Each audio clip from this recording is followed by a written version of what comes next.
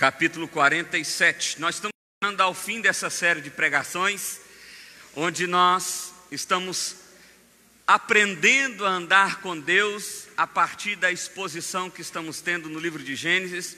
Nós começamos lá no capítulo 37 e agora a gente já está no 47. E na próxima semana nós vamos encerrar essa série de pregações ao capítulo 50.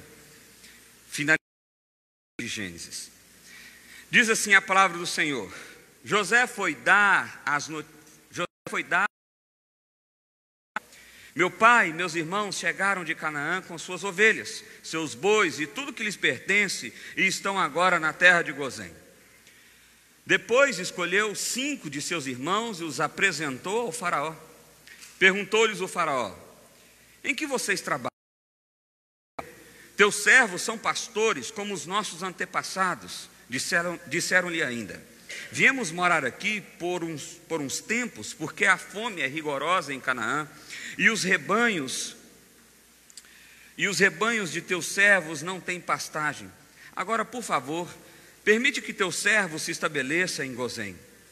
Então o faraó disse a José: seu pai e seus irmãos vieram a você, e a terra do Egito está à sua disposição. Faça com que seu pai e seus irmãos habitem na melhor parte da terra. Deixe-os morar em Gozém. E se você vê que alguns deles são competentes, ponha-os como responsáveis por meu rebanho. Então José levou seu pai Jacó ao faraó e apresentou a ele. Depois Jacó abençoou o faraó. E este lhe perguntou: quantos anos o senhor tem? Jacó respondeu ao faraó: são 130 anos da minha peregrinação. Foram poucos e difíceis, e não chegam aos anos da peregrinação dos meus antepassados. Então Jacó abençoou ao faraó e retirou-se. Vamos orar? Pai, obrigado, Deus, pelo privilégio maravilhoso que temos aqui de estarmos reunidos como povo teu, ó Pai. Pai, nós estamos aqui para te adorar, e é o teu único nome que é digno de adoração nesse lugar. Então nós pedimos ao Senhor, ó Deus, que a tua palavra, registrada há tanto tempo, ó Deus, seja levada aos nossos corações pelo teu Espírito Santo. Eu te peço, Deus, que pela tua graça e pela tua misericórdia, o Senhor me use nesse momento como teu instrumento para isso, ó Pai. E que assim possamos ter a certeza de que estamos na presença do Senhor. Assim oramos a ti, ó Pai, em nome de Jesus. Amém. No capítulo anterior, que José se revelou aos seus irmãos. José, você vai lembrar que ele tinha sido vendido pelos seus irmãos como escravo. Ele foi trabalhar na casa de Potifar. De lá teve um rolo com a mulher de Potifar. Rolo assim, a mulher enganou ele. E aí ele foi preso. E aí ele ficou muitos anos preso. E aí depois ele virou governador do Egito, porque ele interpretou o sonho do faraó. E aí ele se encontra com os irmãos, mais de 20 anos depois, testa a honestidade dos irmãos, descobre que os irmãos não eram tão honestos assim, mas nós vimos que Deus foi trabalhando em todas as circunstâncias no coração dos irmãos, até que chegou no capítulo 45, onde nós vimos que José se revelou aos seus irmãos, ou seja, ele era o governador, se revela como aquele irmão que tinha supostamente sido vendido, tinha morrido, que os irmãos acreditavam que ele tinha morrido, e tem um chororô danado, e eles se perdoam, e eles se amam, e Jacó então é convidado, por faraó para ir para o Egito, para então morar no Egito, porque tinha fome em tudo que é lugar, e Jacó e toda a sua família estavam em Canaã, e eles estavam passando fome. Então eles vão para o Egito, o faraó oferece uma terra muito boa, chamada Gozém, e eles vão para lá, e aqui narra a chegada deles. E o que nós vamos pensar nessa noite é como que a lógica de Deus realmente não é a lógica do homem. Deixe-me começar falando sobre o Evangelho. Preste bem atenção no que eu vou dizer. Qualquer religião do mundo oferece salvação, certo? Qualquer religião do mundo, não interessa. Budismo, islamismo, todas as religiões oferecem salvação, não é assim? E todas as religiões do mundo oferecem salvação a partir de algo que você faça. A salvação é algo que você conquista. A salvação é algo que você se apropria. Mas na palavra de Deus não é assim. O Evangelho não é assim. O Evangelho, na verdade, nos diz que a salvação é algo que eu e você não temos acesso. É algo que eu e você não conseguimos conquistar. É algo que eu e você não conseguimos comprar, fazer, para ter. E é por isso que Deus envia Cristo Jesus. Porque como nós não temos condições de realizar, de conquistar essa salvação, então Jesus vem, morre na cruz, onde eu e você deveríamos morrer, e ali Ele paga a minha, a sua dívida, os pecados que agora há pouco mesmo nós confessamos ao Senhor. Jesus paga tudo isso na cruz e nos dá de forma gratuita a salvação. Nós não pagamos, nós não conquistamos, nós não lutamos por ela, mas ela é simplesmente uma graça. É isso que o apóstolo Paulo fala em Efésios capítulo 2, verso 8, quando ele diz que a salvação é dada pela graça. É dada pela graça. Percebe que a lógica do homem que criou sistemas religiosos é que você precisa conquistar. Mas a lógica de Deus não é essa. Você não precisa conquistar. É algo que Ele simplesmente te dá. E pasmem, eu e você nos revoltamos quando sabemos disso. Talvez você mesmo está ouvindo isso pela primeira vez e está pensando assim: não, que é isso aí? É fácil desse jeito? Quer dizer então que Deus simplesmente salva? É assim? É. Não, mas eu não concordo não. Não precisa de concordar não, olha que beleza, você não precisa nem de concordar. É de graça, é dada. Gente, mas é só isso? É. Não é um negócio muito doido? Por isso que Paulo falou que é loucura para os homens. Porque é muito doido. E também é muito doido a maneira que Deus nos conduz por seus caminhos. Olha só o que acontece. Essa família que nós já vimos era completamente desestruturada, com irmãos, eram 12 irmãos, dos quais estavam encharcados em seus orgulhos, eram irmãos que tinham inveja um do outro, que estavam dispostos a cometer todo tipo de atrocidade, e depois de passar por um tratamento intensivo durante mais de 23 anos, o coração deles começa a se transformar. A primeira coisa que nós vimos, que nós podemos ver aqui, é a ideia de humildade versus vaidade. Qual é a lógica do mundo, meu irmão? Vaidade. Olhemos as nossas redes sociais. Como é que funciona? Você vai numa praia bonita, o que você faz? Curtindo segunda-feira. Não é assim? As mulheres, você já viu alguma mulher tirar foto e pôr no Instagram sem maquiagem? Difícil, não é? Só se tem as modinhas aí, né? Que dia dá sem maquiagem, aí tira fotinha. Mas fora isso, não é assim? Nós somos vaidosos, nós gostamos. Nós queremos a coisa assim. E olha só como que a coisa funciona. No capítulo 46, José já tinha instruído os irmãos para falarem que eram pastores, que cuidavam de rebanho. Por quê? Porque pastor era a pior profissão que tinha no Egito. Era aquilo que eles consideravam mais imundo, mais sujo. Ninguém no Egito, nenhum egípcio queria ser pastor. Era bom ser agricultor, era bom ser construtor, era bom ser marceneiro, mas pastor, não. E José falou: olha, quando vocês chegarem, digam que vocês são pastores, porque eles de fato eram pastores. Eles se encontram com o faraó e o faraó faz a primeira pergunta: qual é? O que vocês fazem? Nós cuidamos de um rebanho, nós somos pastor. E nós queríamos pedir assim, com toda humildade, se o senhor deixar, a gente queria morar aqui, porque nossa, né, eu fico pensando naquela cara de cachorro sem dono. Sabe o que é, seu faraó? É porque lá tem comida, tem nada. José chamou nós para vir para cá e nossa única esperança é aqui, José trouxe. nós sabe ser pastor. E o faraó falou, que beleza. Faz o seguinte, José, traz todo mundo, dá a terra para eles, dá a melhor terra. E é o seguinte, se dentre eles tiver alguém que é bom de serviço, ponham eles para cuidar das minhas ovelhas. Aí chegou agora Jacó, foi ser apresentado para o faraó. Como é que Jacó se apresenta? Quantos anos você tem, moço? Que o homem estava o bagaço, 130 anos, os filhos tudo deu trabalho a vida inteira.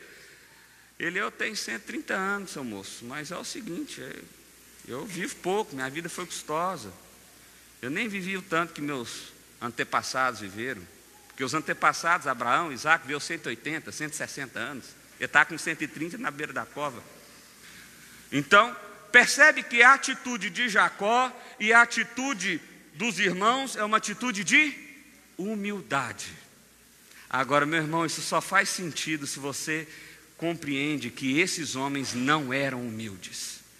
Esses homens se dispuseram a vender o irmão como escravo porque eles tinham inveja de José.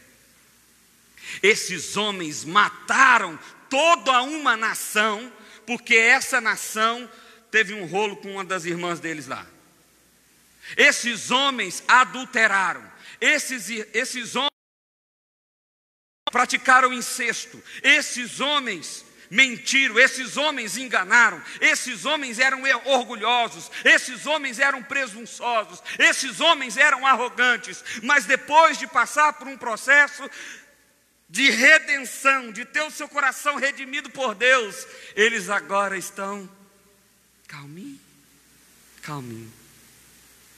Nós somos humildes, Qual é a lógica do mundo, meu irmão? A vaidade ou a humildade? Nós estamos vivendo uma época de lacração, não é assim? Quem termina com a frase mais legal entra o cara do óculos. Não é assim? O que motiva eu e você a fazermos isso? Orgulho ou humildade? O que motiva eu e você numa discussão de casal tentar humilhar mais a sua esposa ou seu esposo? Orgulho ou humildade? O que motiva você estar numa reunião de família e ter uma discussão ali, e você quer ter a verdade, e você vai insistindo, até o ponto de que você humilha aquela pessoa? O que motiva o seu coração? Orgulho ou humildade? Meu irmão, perceba que nós vivemos num mundo vaidoso, mas a lógica de Deus não é a vaidade. A lógica de Deus é a humildade. E olha só que isso vai fazendo sentido. Olha só o que acontece. A fome vai apertando até mesmo no Egito. Os egípcios começaram a ficar com fome. E aí começou a ter um contraste muito interessante, que a gente vai vendo do verso 13 até o verso 27. Olha só o que estava acontecendo. Os egípcios começaram a sentir fome, e eles pegaram então os seus ouros, as suas pratas, e compraram comida num ano, e tiveram comida por todo um ano. Mas acabou a comida, e aí no ano seguinte eles foram comprar comida mais uma vez do faraó. Quem estava administrando isso era José. E aí eles chegam e falam assim: olha, nós não temos mais ouro, nós não temos mais prata, nós só temos o nosso rebanho. José falou: tem problema não, aceito como pagamento, me dá o rebanho aqui, que a gente vai cuidar, e toma aqui a comida, vive mais um ano. E eles viveram mais um ano, e aí já José aceitou o rebanho. Mas aí chegou o outro ano, acabou a comida novamente, e agora eles não tinham nem ouro, nem prata, nem rebanho. E eles disseram para José o seguinte: José, a única coisa que nós temos são as nossas terras e os nossos corpos, aceite isso para que nós não possamos morrer de fome. José fala: sem problema, nós vamos fazer o seguinte: a terra agora é do faraó, aqui está a comida para vocês, a semente para vocês plantarem, cuidarem, se alimentarem. E a partir de agora, de tudo que vocês produzirem, 1/5 é do faraó, 20% é do faraó. E eles ficaram gratos, eles se tornaram escravos do faraó. E eles ficaram gratos, porque José não deixou que eles morressem de fome. Agora tem um detalhe: o rebanho do faraó cresceu, porque todo mundo deu os gados, deu todo o que tinha. E quem é que está cuidando do rebanho?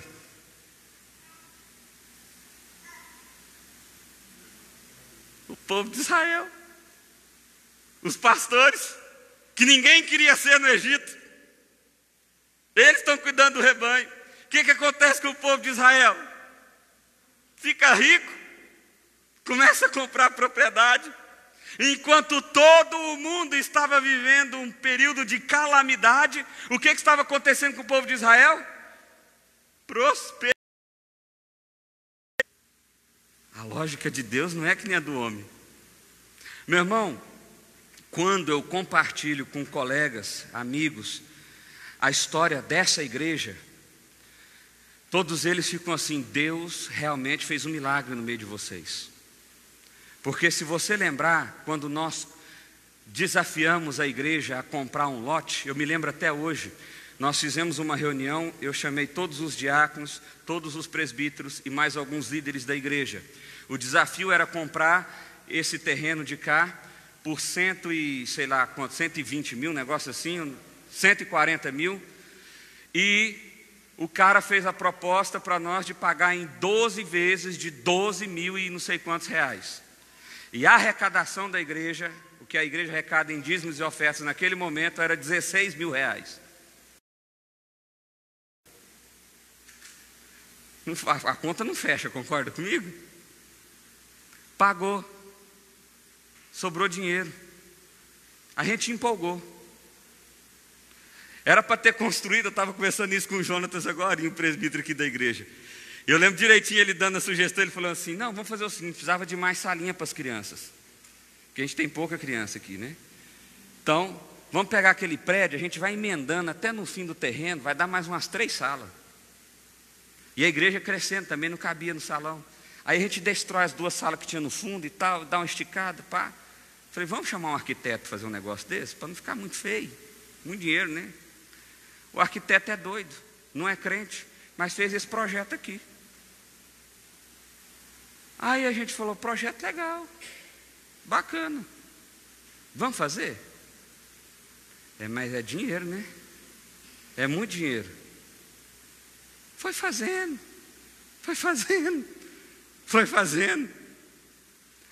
Qual era o período do Brasil, meu irmão? Coloca 3 anos na sua conta aí. Qual o período do Brasil? Como é que foram os 3 últimos anos no Brasil? Crise. Ninguém tem dinheiro. Crise.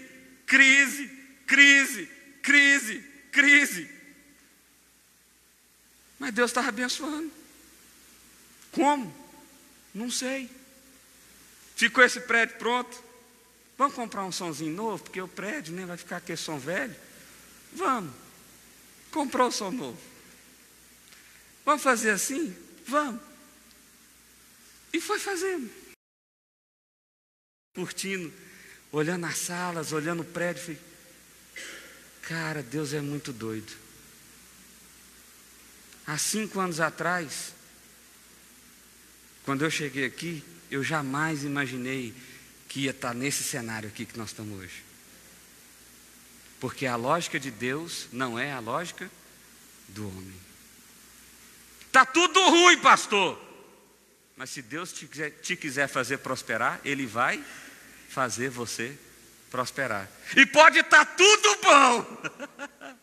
E se Deus não te quer, que você não quer que você prospere, Ele não vai fazer. A lógica do mundo não é a lógica de Deus.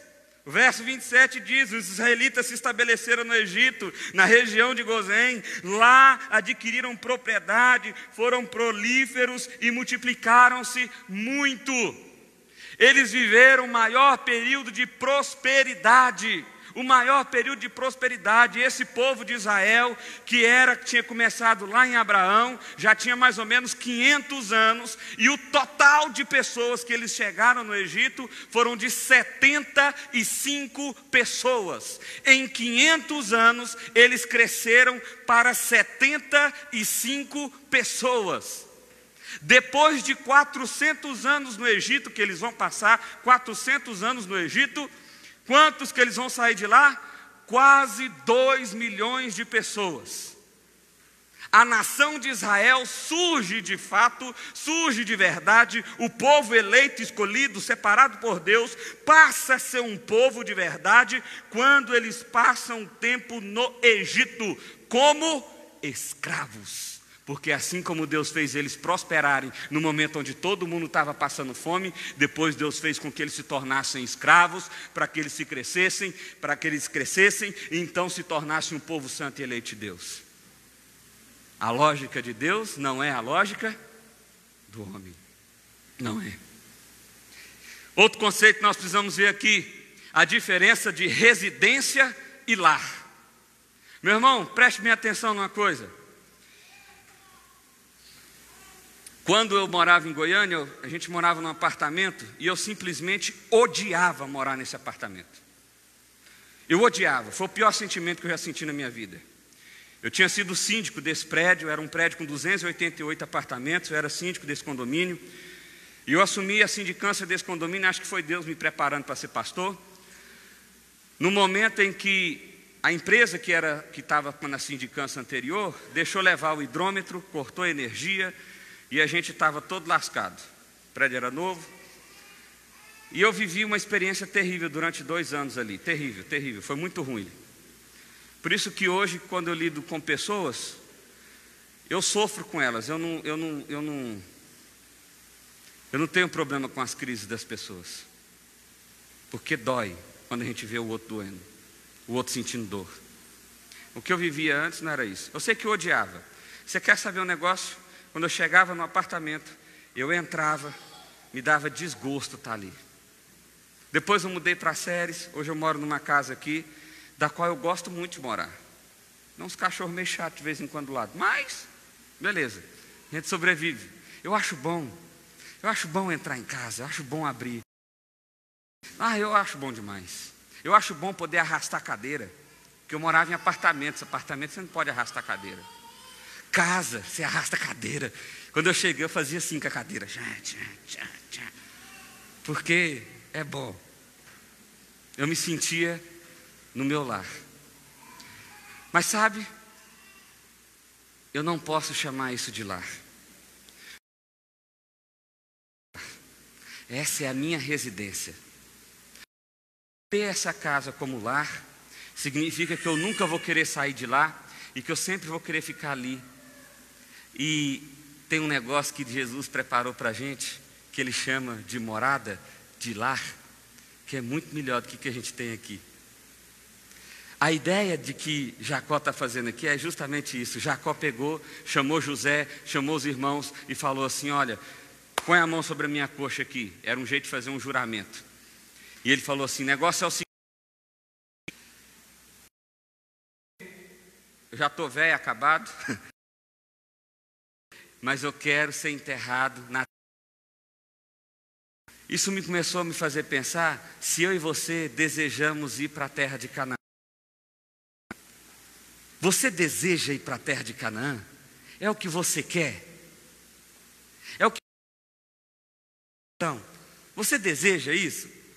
Porque, meu irmão, a lógica desse mundo é que eu e você devemos lutar e conquistar e ter o máximo de coisas que eu e você conseguir acumular, para que então a gente se torne bem-sucedido, para que a nossa alma fique tranquila, não fique mais ansiosa, para que a gente não se preocupe. Essa é a desculpa que eu e você temos para ganhar mais dinheiro, para trabalhar mais, para fazer mais, porque a gente quer chegar no momento em que simplesmente o nosso coração descansa. Mas a verdade, a realidade é que isso não acontece, porque aqui não é o nosso lar. Nós podemos até morar aqui, nós podemos até viver aqui, mas não é aqui que o nosso coração pertence. O nosso coração pertence ao céu eterno, à terra de Canaã, à terra prometida, a morada que Jesus disse que está preparando, e é com esse lar que eu e você devemos sonhar. Mas nós não fazemos isso não. É difícil demais. Pergunte para pessoas que estão bem financeiramente. Chega para ela e fala assim: vem cá, o seu dinheiro trouxe satisfação?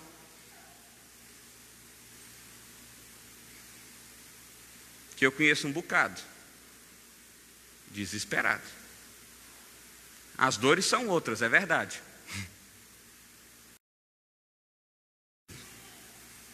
O seu coração está satisfeito porque você tem muitas posses?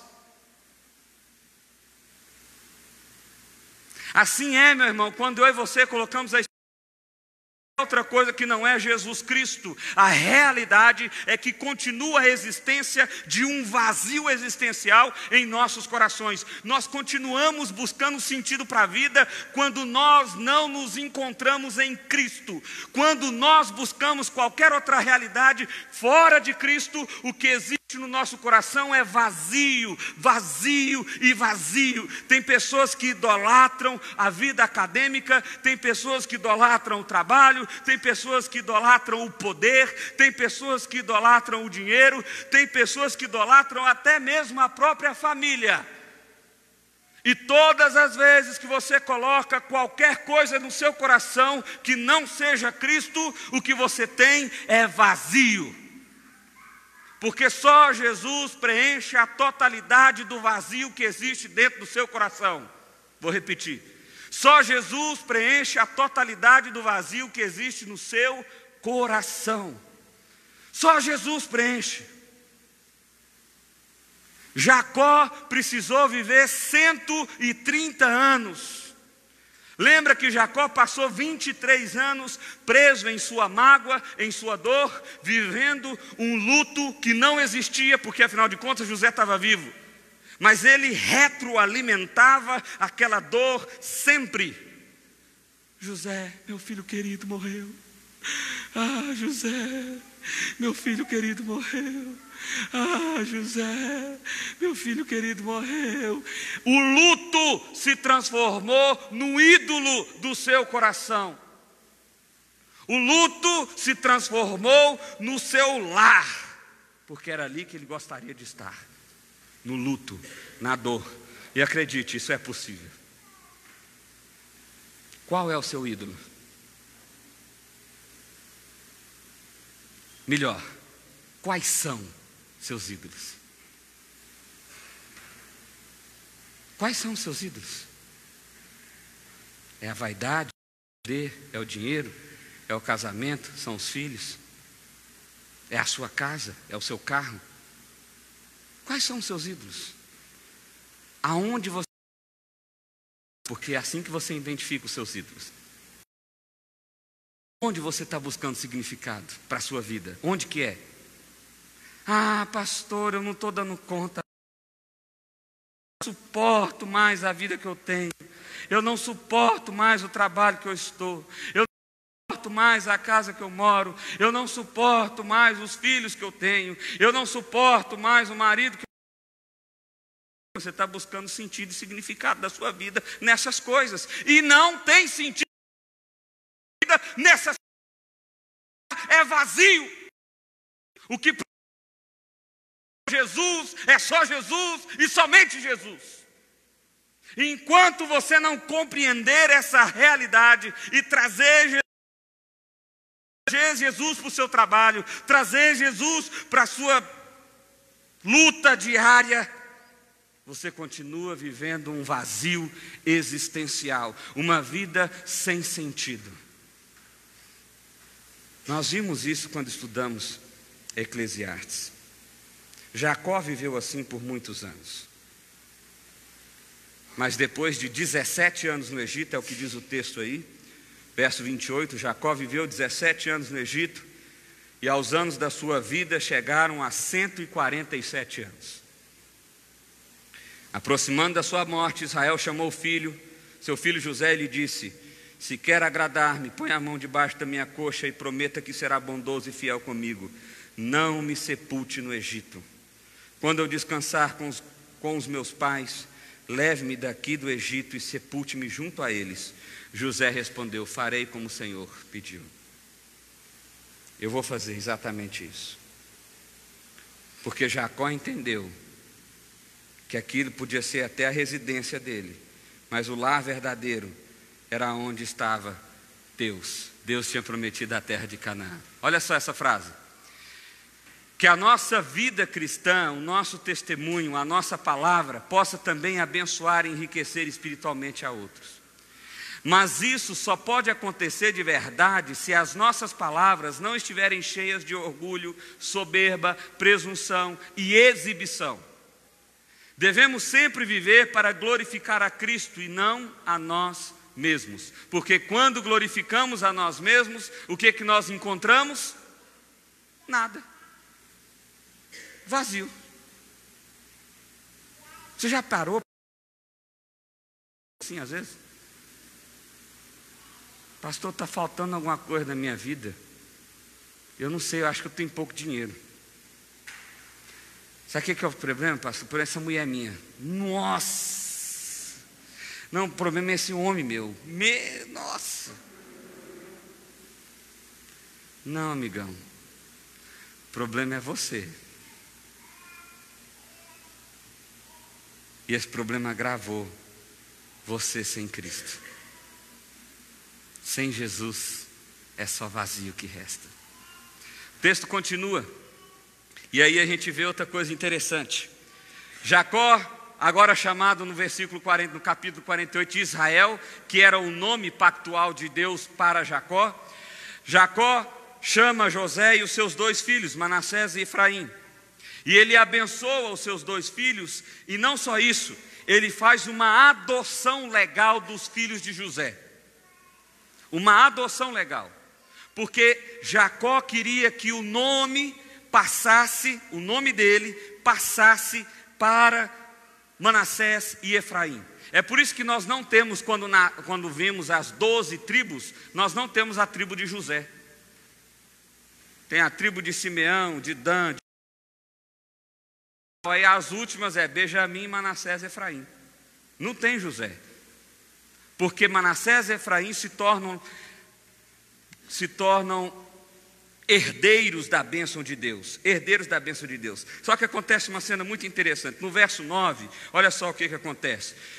José traz os seus dois filhos ali, e aí Israel diz o seguinte: traga-os aqui para que eu os abençoe. Os olhos de Israel já estavam enfraquecidos por causa da idade avançada, ele mal podia enxergar, por isso José levou seus filhos para perto dele, e seu pai beijou e os abraçou.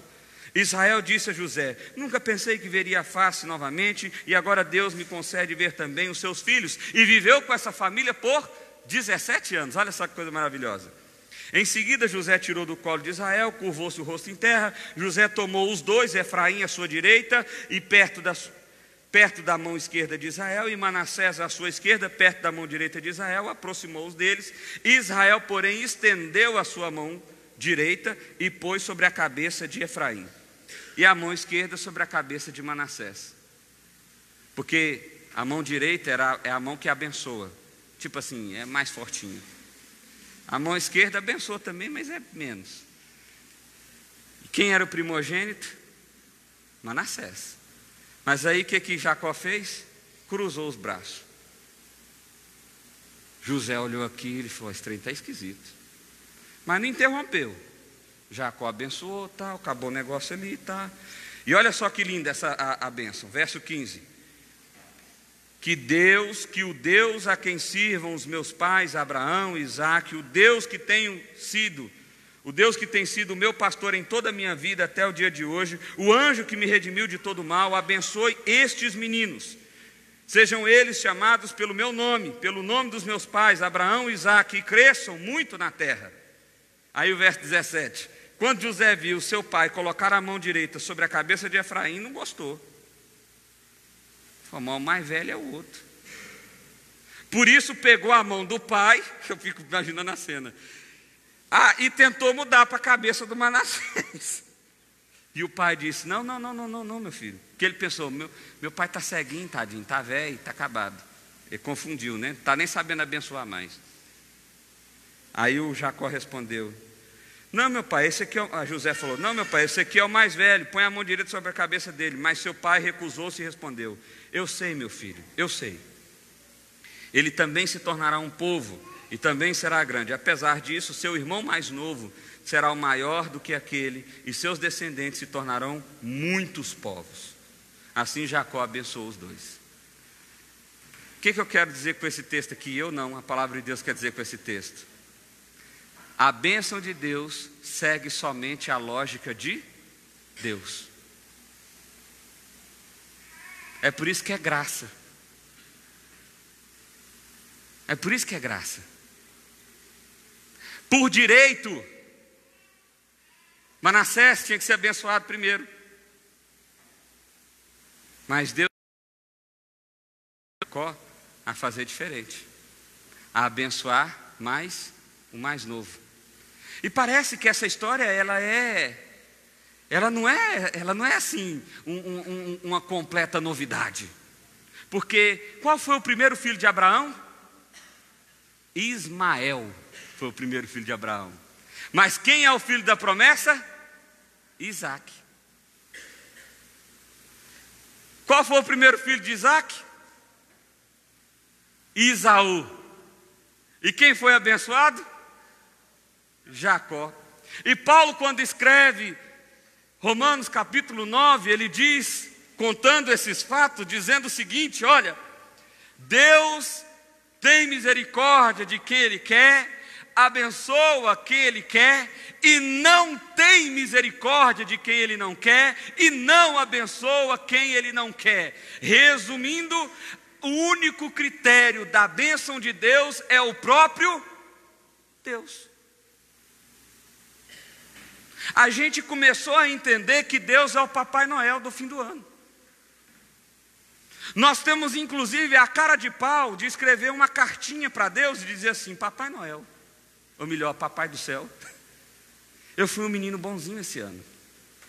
Eu não trapaceei, eu não traí a minha esposa, eu evitei pornografia, eu não menti muito. Se o cara for mais ou menos honesto, né? Ele vai por aí. E aí ele fala assim: então, Papai do Céu, eu queria uma casinha nova. Ou eu queria uma casinha, um carrinho, 2 empregos novos.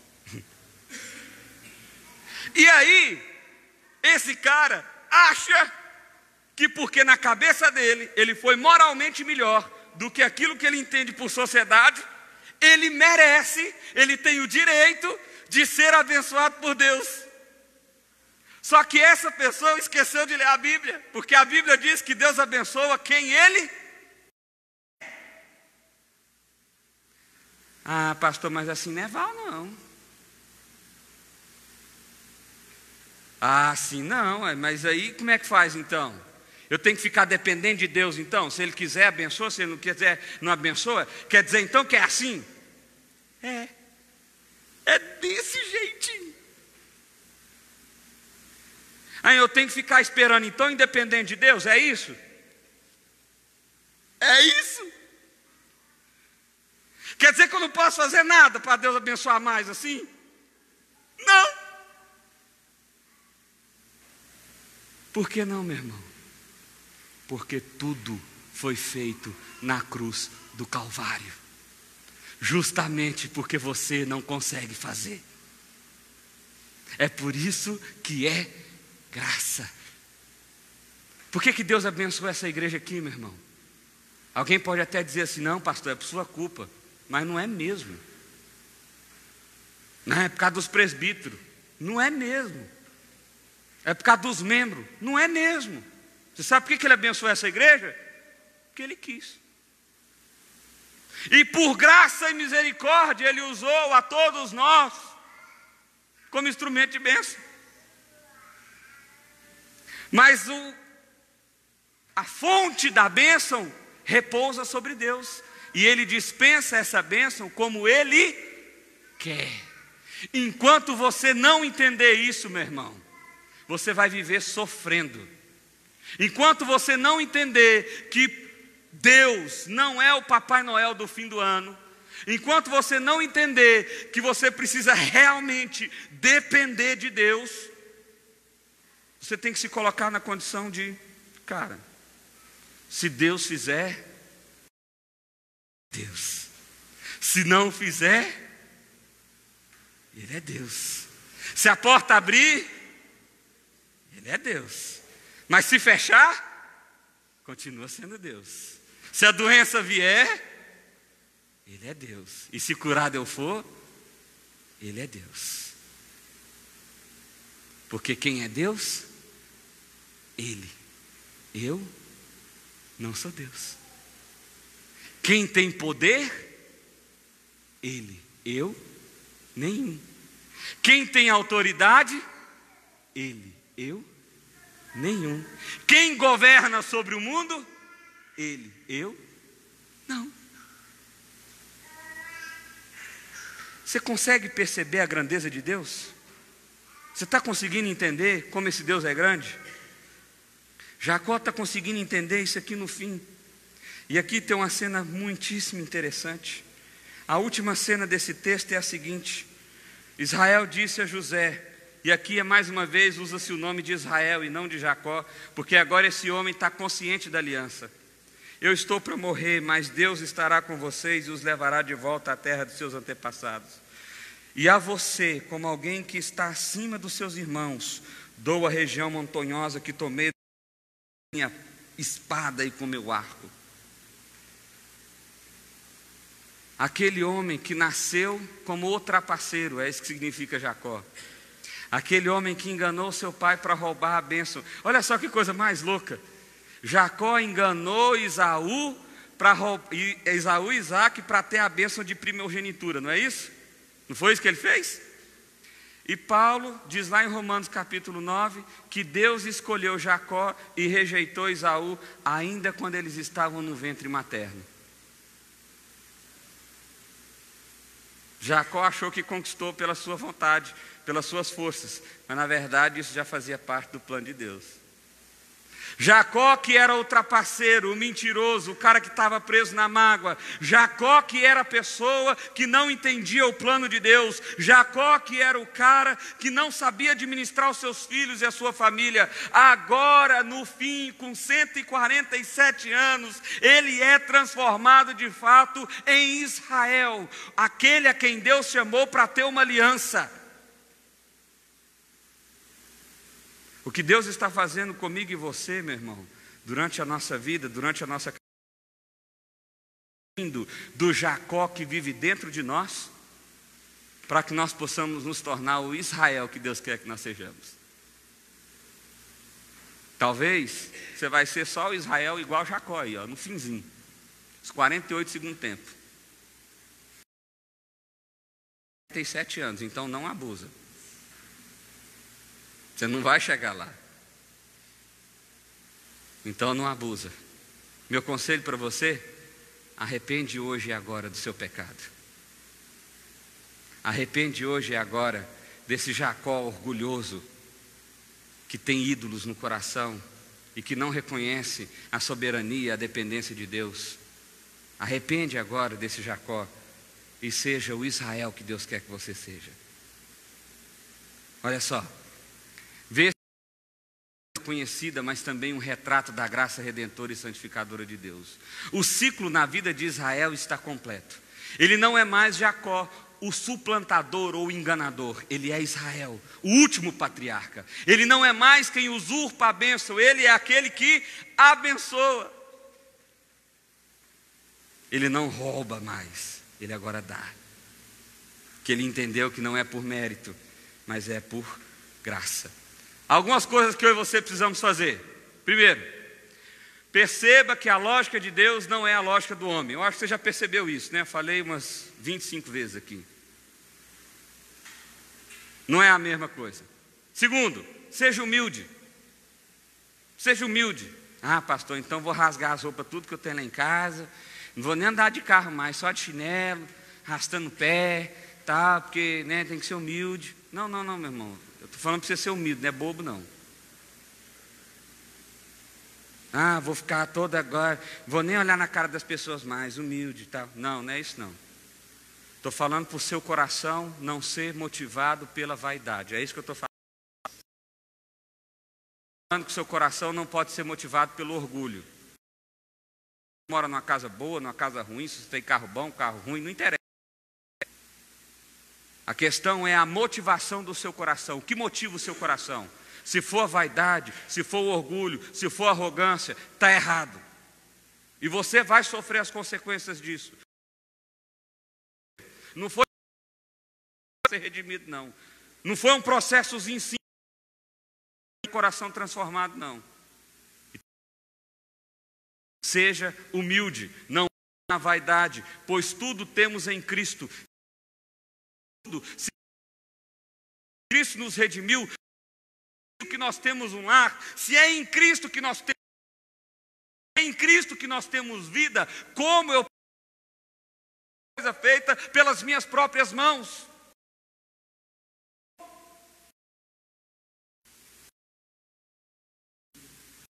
Poxa vida, que legal. Parece que estava chegando na cidade. Não é possível.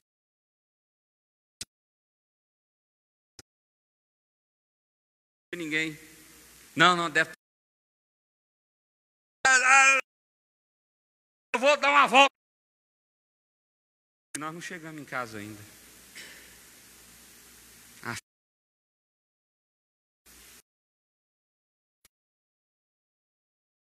Todo mundo foi por graça. O apóstolo Paulo, graça. Você precisa conquistar enquanto é graça.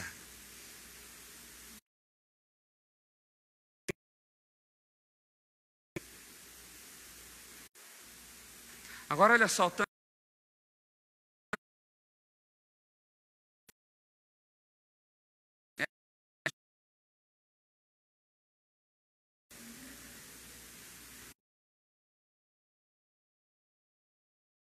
conseguimos passar pela dor.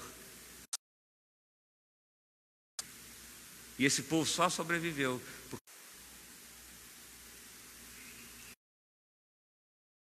coração. E motivado a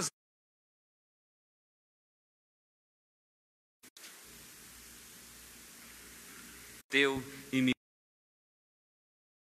Eu queria que você põe embaixo. Onde Jesus faz tão ansioso? Por que você tem tanto medo? Jesus está aí. Não seja no Senhor.